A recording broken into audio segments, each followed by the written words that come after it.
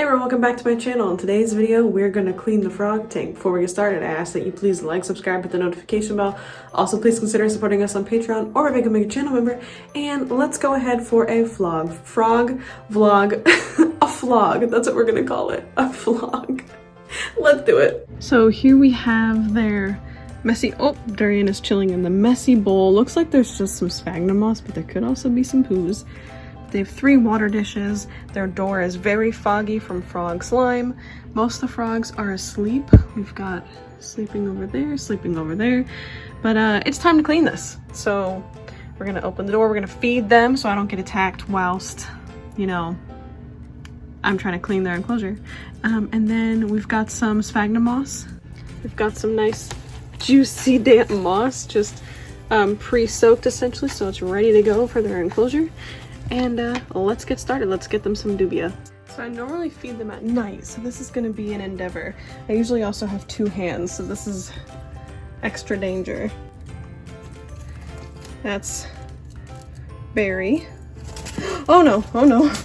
No, no, no. Durian, settle down. Here, Durian. Now once I get a couple in them, they'll be easier because they're not as absolutely starving. Coco's up there. Oh, nicely done. Probably didn't get that on camera. Where's Kiwi? Waiting for Kiwi to like attack. Kiwi! Guess what ridiculous thing I did? Either I didn't press play or I accidentally deleted the footage of me feeding Kiwi and the rest of the frogs their multiple doobie roaches. So I have some older footage I'm including here. This is from a previous feeding video, so if it looks familiar, that's why. I'm just a complete, I don't know, dunce and like lost or did not record it in the first place. So please enjoy watching them eat, and then we're gonna get into how I cleaned the enclosure.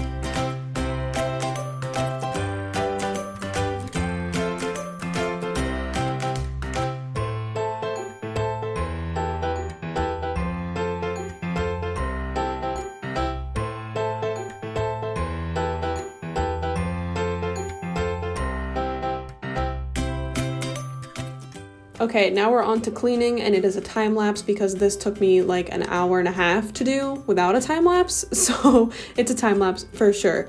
Also, this is not my most flattering angle, and my hair is up because it was hair wash day, so if you come for me, I'm gonna get them sock'em boppers, rock'em sock'em, things that you used to like beat each other up with when you were kids. You know, one of those rock'em bock'ems, sock'ems, whatever, those things, and we're gonna have to have fisticuffs in the comment section. So keep your opinions to yourself. Thank you.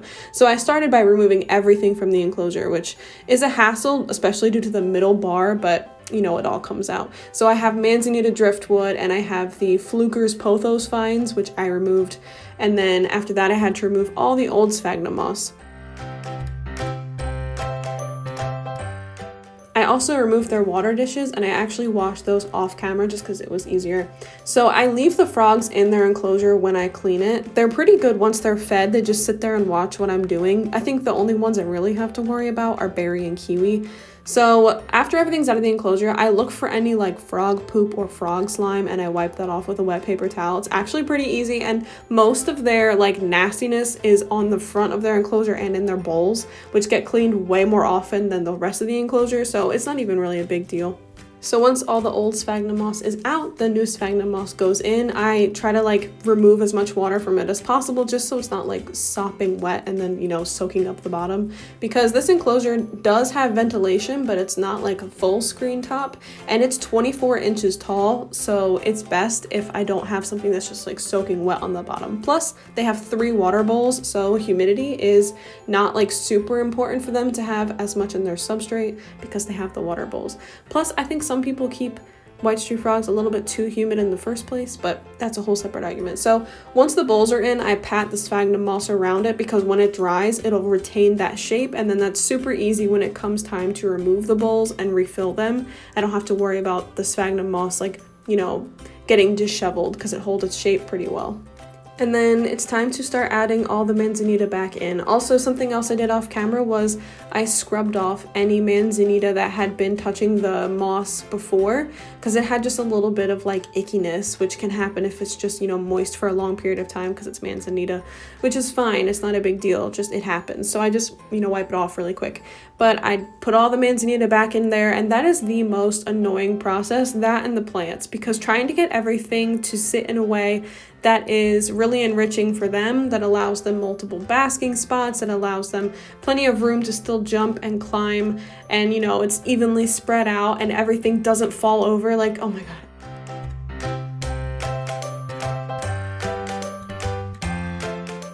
If you're curious about where I got any of these things, I will leave like a full enclosure tour down below and on the screen sometime throughout this video. That way you can see where I got everything. So I wanted to take a second just to fill up their water because it looked like they wanted to use it, especially Barry. And Barry just, I don't know if he didn't realize I had filled them, but I just plopped his little butt in there and rinsed some of the sphagnum moss off of him. Also, my dog is dreaming in the background, so if you hear any noise, it's him. And then Kiwi was on the floor, so I was like, all right, Kiwi, I'm plopping you in too. And then you can see like how big the bowls are in comparison to them. And I really love giving them multiple bowls. I find it the best because they can choose whichever one they want, although they often choose whichever bowl is dead center. And before I had one of the white ones dead center, and it really annoyed me because it wasn't symmetrical, and I wanted the big one to be in the center this time around, so I put the big one in the center, which, by the way, the big one is from Daniela Clausen. She makes them. She's amazing. I'll leave a link for her Etsy down below. But anyways, back to the cleaning. So to take a break from decorating, I decided to clean the door. I just use a wet paper towel to wipe it down.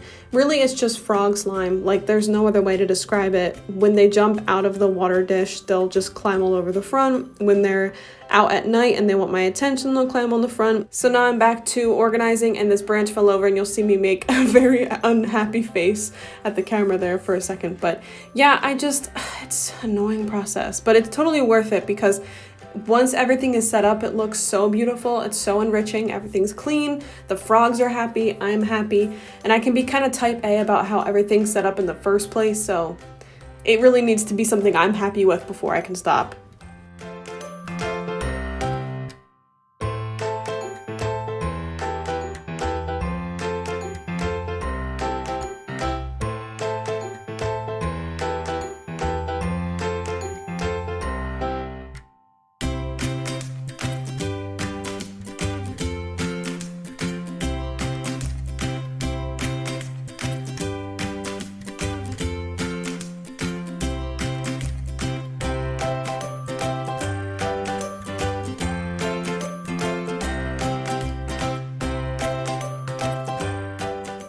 And here is the final look.